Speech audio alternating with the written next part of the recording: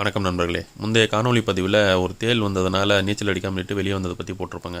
கொஞ்ச நேரம் பொறுத்து மேலே ஏறி வந்துட்டு இருந்ததுங்க. சரி, ஒரு குச்சியில் எடுத்து கிணத்துலேருந்து வெளியேற்றி விடலாம் அப்படின்னு சொல்லிட்டு ட்ரை பண்ணி எடுத்துட்டோங்க.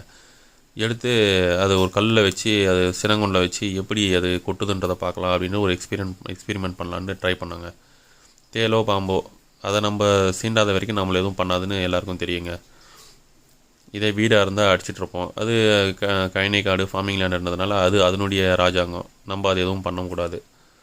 ஸோ அதனால் சும்மா ட்ரை பண்ணி பார்த்துட்டு விட்டுடலான்னு சொல்லிட்டு இந்த மாதிரி ட்ரை பண்ணோங்க.